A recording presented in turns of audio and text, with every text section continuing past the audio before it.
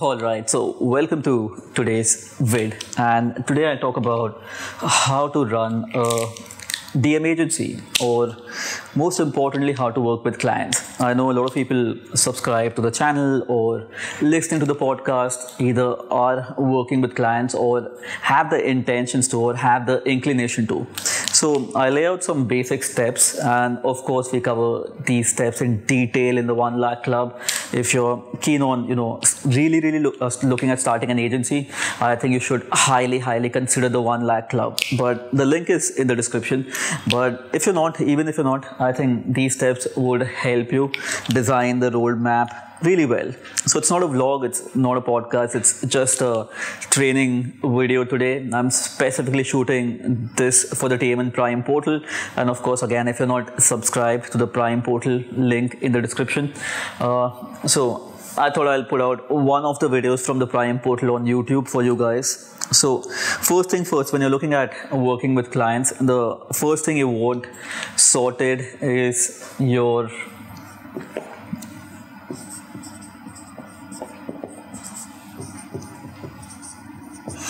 So that's step number 1, client profile, right? What kind of clients do you really want to work with? And specific, so I just got a cue that it's not visible, so I'll just change this and probably use a brighter color. So let's say, so that's my awesome handwriting. Even if you can't see it, probably we'll put out a text here so you can read the text here. It looks awesome, right? So the first thing you want sorted is a client profile. So what exactly is a client profile? Now, if you're working as an individual, if you're working as a freelancer, or if you do not have a really big team, you want to be making sure that you're really focused on who your clients are and which industries do you want to work on. Because one of the biggest challenges of being an open digital marketing agency, and when I say open, it means you work with clients across the spectrum and in all industries, is you have to study and learn and understand the technicalities of every single industry, and which takes time, right? If you want to run a successful campaign for clients in any industry, you have to know about the industry, the technicalities, the language, the words, the phrasing that people in the industry use. So if you are a small agency, if you're a freelancer, it's very important that you pick one niche that you want to cater to, right? And that's the reason it's important, is because if you pick one niche, you can market yourself as a specialized marketing agency for that particular niche, and apart from that, you just have to study one particular industry, unlike having clients from all the industries and then trying to learn and understand and doing competition analysis, spying on different industries, different competitors. That becomes very extensive in terms of work you need to do as a service provider. So one, get your client profile sorted, pick your niche, and decide on the industry you want to work for. Once you do that, the second most important thing that you need to, or you want to figure out, is your package.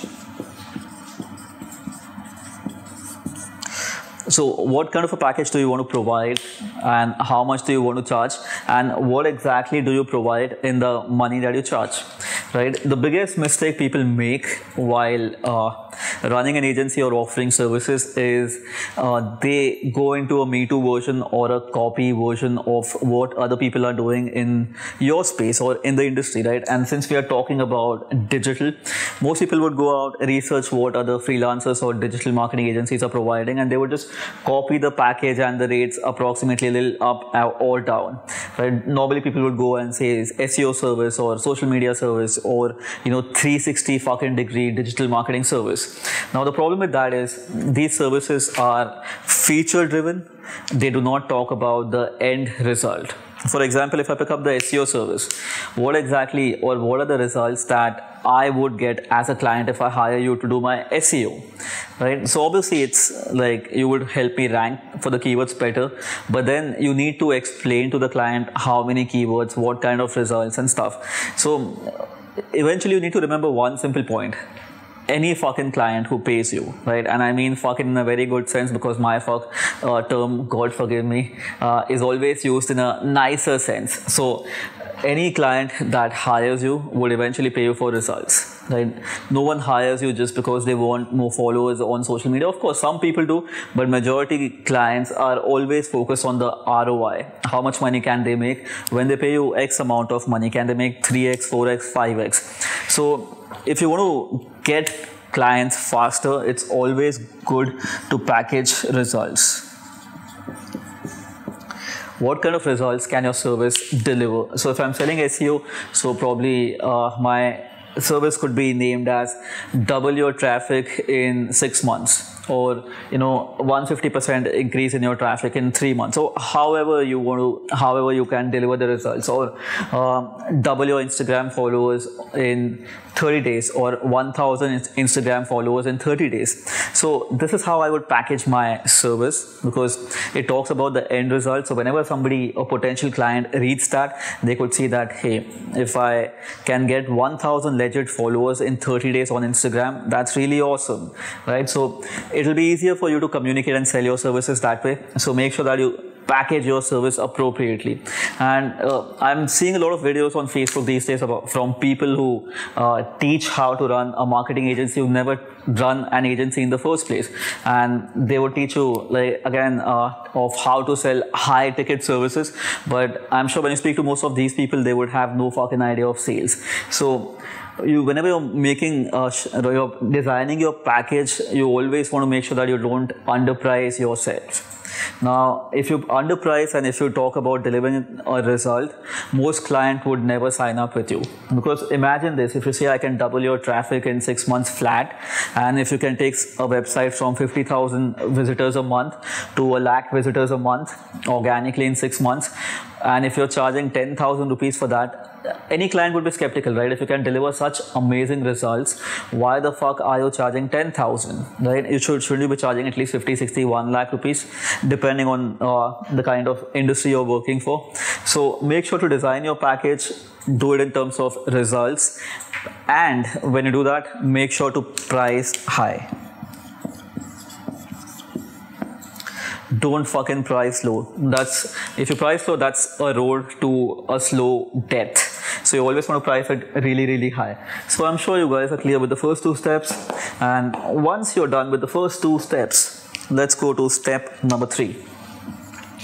This is where most people falter, which is your own branding plus lead generation. So if you can't read that, the text is right here. So your branding plus lead generation, right? So once you design the package, you need to start branding yourself as an expert who works for a specific industry, and you deliver XYZ results in XYZ time period, right? So put that out on your LinkedIn profile, on your Facebook page, and blah blah blah. And when you're trying to work with clients, honestly, you don't need a website, right?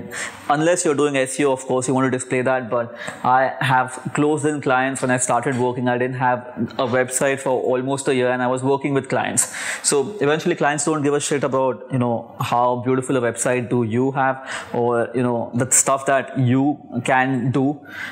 Of course, they do care about it in the context of how it could help them. But apart from that, all the jazz, the visiting cards, the letterheads, and all that counts for nothing. Absolutely nothing. It's a waste of time. At least at the start, all you want to do is pick one place from where you want to market. Most likely that should be LinkedIn. Now again, depends on the industry you're working for. But if you're working for something like an IT industry, or if you want to reach out to business owners and stuff, LinkedIn would be the best. So on your LinkedIn profile, start branding yourself as an expert of XYZ industry, and post that, start generating leads. Most people who get into the freelancing way fuck up here, which is lead generation. They do not end up generating enough leads for themselves. So there's something called as pipeline. Now, you should absolutely know this term. If you do not, then make sure to read more about this. But this is the number of leads that you have in your pipeline, and it should always be full. So your pipeline is nothing but the list of potential clients that you could work with, who you can talk to, and eventually turn them into your customers. So in business sense, we always want the pipeline to be full. So at any point in time, your leads should be flowing in constantly, so that you're not going to worry about, where will I get a client from tomorrow. So you can sleep better if your pipeline is full, because you have so many potential people you can talk to, and maybe 2-5% of them will turn into clients today, this week, next week, right? So which is also called as constant lead generation. You never want to stop lead generation as a freelancer or as a digital agency owner. So spend about 2 hours a day minimum in doing lead generation for yourself. Now, when people want to become freelancers in digital or social, they like the whole technicalities, they like the idea of creating ads and stuff, which is good. If you like that, pretty awesome. But then you need to differentiate yourself from a technician, which is what, and I think it's important that you read the book E-Myth. Right, so there are two aspects. You're a business owner and you're a technician of your craft. So if you like the whole idea of creating ads, running campaigns, pretty awesome. You're a technician. But if you like to run a business, if you want to freelance, you're your fucking own boss, which is the bad and the saddest part, or the good part, depending on how you take it forward. So while you're your own boss, you also need to wear the cap of a business owner or an entrepreneur. So you need to be doing at least 2 hours of lead generation a day. That's the bare minimum, where you reach out to at least 15-20 potential leads every single day. Phone call, text message, email, cold drop, LinkedIn, any other platform, Facebook PM. Your job is to spend about 2 hours a day to reach out to potential customers. And once you do that, your pipeline is full. So I'll just get rid of this. I hope you're making notes, and then you go to the last part, which is close. So lead generation never stops. That has to happen all the time, 7 days a week, right? You could even be running Facebook ads, but I'm assuming since you're starting out, you may not have a really huge budget to run ads. So you don't really need the money to run ads to get clients. You can Google people's email addresses. You can reach out to people on LinkedIn. You don't need money for that. You just need time. So once you're generating enough leads, you need to allocate at least 2 hours a day into speaking to all the leads you're generating, right? So once you reach out to people, send them an email, drop them a message on LinkedIn, probably do a Facebook PM to different businesses or industries that you work for. So you may hear back from a few people each day, right? If you're reaching out to 25, 30, at least 1 or 2 hopefully will get back, depending on what you message. So word of caution, don't send a stupid message like, "Hi sir, I am a SEO expert, I'm a digital marketing expert with 5 years of experience, I have a certification in this and I can help you, please give me a chance." That's the most stupidest, annoying message. 100% will get ignored, right? So send something smarter. And if you're in the 1 lakh club, obviously you get all the templates, and if you're in TM and Prime, you also get a few templates to send out. But don't send a stupid message like that one. 100% it'll be ignored, right? So let's assume you're sending out 25 messages. So in a day you hear back from 2 people. So your goal should be go meet with the 2 people, speak to them over the phone, and then do a collaborative close, which is something called as the sales process.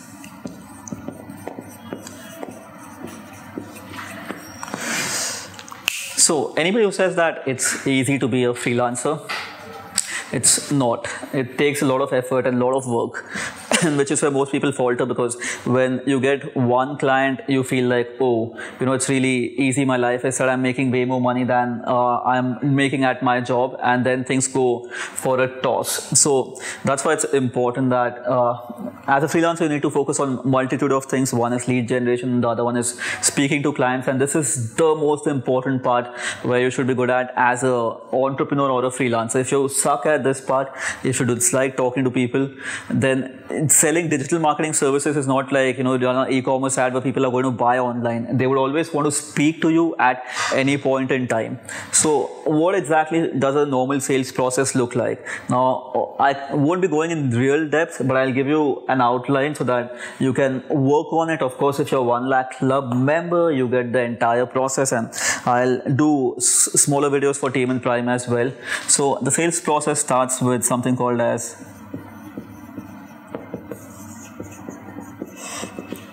Right, so first step, you need to start building some rapport with the potential people you speak to, right? It's really, really important.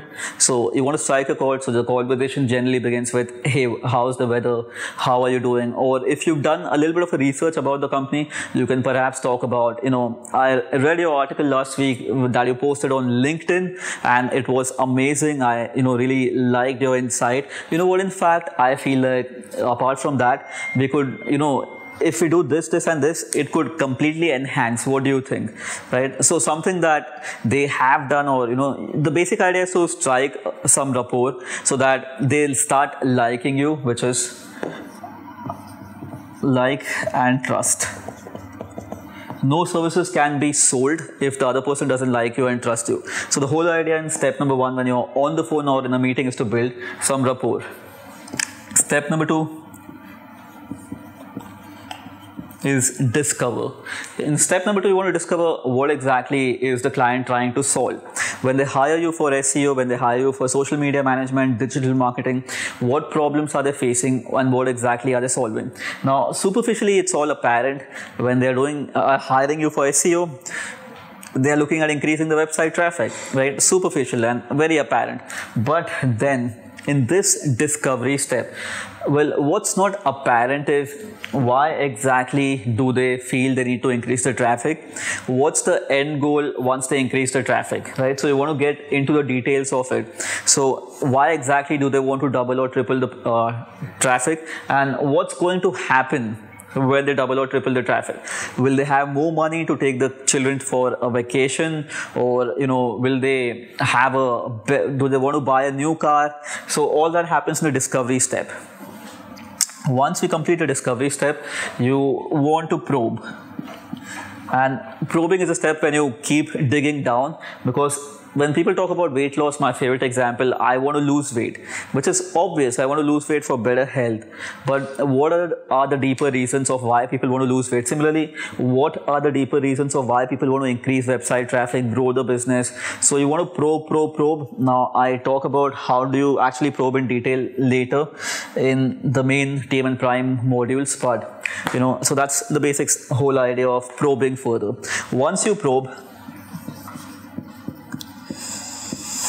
you want to talk about the big bad consequence that happens if people actually do not hit the goal, right? For example, let's say a company comes to you, says that I want to triple my profit in this year. And you probe of why exactly do they want to triple the profit. They say, I want to do this and, XYZ and blah, blah, blah. So now in the 4th step in your communication, you want to drive home the point that, hey, what are the consequences of not being able to achieve your goal? What happens if you do not triple the business in this year? Will you lose the job as a CEO? Will your stockholders or investors get annoyed and they might start looking for a replacement?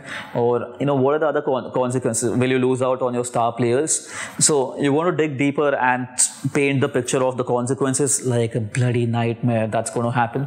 And once you do that, you go for the close. So once you paint the picture, you want to close and say that, hey, you know what?